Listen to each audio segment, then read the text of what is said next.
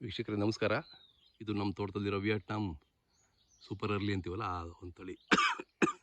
ಕಳೆದ ಬಾರಿ ನಿಮಗೆ ತೋರಿಸಿದ್ದೆ, ಕರಡಿ ಬಂದು ಇಡೀ ಗಿಡನ ಧ್ವಂಸ ಮಾಡಿಬಿಟ್ಟಿತ್ತು. ಒಂದೆರಡು ರೆಕ್ಕೆ ಉಳ್ಕೊಂಡಿದ್ದಲ್ಲ, ಅವು ಸ್ವಲ್ಪ ಬೆಳ್ಕೊಂಡಿದೆ.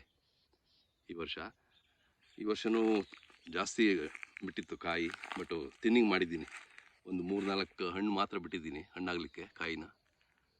ನಿಮಗೆ ತೋರಿಸ್ತೀನಿ ಬನ್ನಿ ಹೇಗಿದೆ ಅಂತ ಬಿಟ್ಟು. ಇದು ನೋಡಿ, ಇದು ಎಲೆ ಎಷ್ಟು ಅಗಲ ಇದೆ ನೋಡಿ.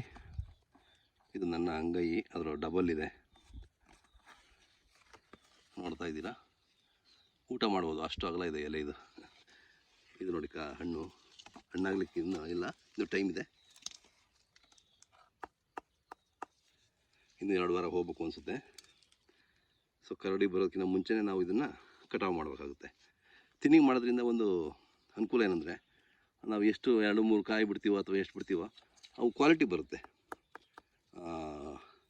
ಒಳ್ಳೆ ದಪ್ಪ ಸೈಜ್ ಬರುತ್ತೆ, ಆಕಾರನೂ ಚೆನ್ನಾಗಿರುತ್ತೆ. ಆಮೇಲೆ ತೊಳೆಗಳು ಒತ್ತೊತ್ತಾಗಿರ್ತಾವಲ್ಲ, ಸೊ ಟೇಸ್ಟುಗಳು ಚೆನ್ನಾಗಿರುತ್ತೆ. ಸೊ ತಿನ್ನಿಂಗ್ ಮಾಡೋದ್ರಿಂದ ಅದೊಂದು ಅನುಕೂಲ. ಬಿಟ್ಟ ಕಾಯಿಗಳನ್ನೆಲ್ಲ ನಾವು ಹಣ್ಣಾಗ್ಲಿಕ್ಕೆ ಬಿಟ್ಟರೆ ಕ್ವಾಲಿಟಿ ಬರೋದಿಲ್ಲ. ಹಾಗಾಗಿ ಈ ವರ್ಷ ಒಂದು 3-4 ಕಾಯಿ ಮಾತ್ರ ಹಣ್ಣಾಗ್ಲಿಕ್ಕೆ ಬಿಟ್ಟಿದ್ದೀನಿ. ನೋಡೋಣ ಹೇಗೆ ಬರುತ್ತೆ ಅಂತ ಹೇಳ್ಬಿಟ್ಟು.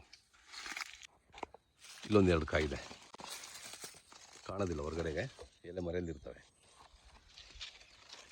ಸೊ ಇನ್ನೊಂದು 2 ವಾರದಿಂದ ಶುರುವಾಗುತ್ತೆ ಇದು ಹಣ್ಣಾಗಲಿ. ಒಂದೊಂದೇ ಹಣ್ಣಾಗುತ್ತೆ. ಹಣ್ಣಾದಂಗೆ ನಾನು ನಿಮಗೆ ತೋರಿಸ್ತೀನಿ.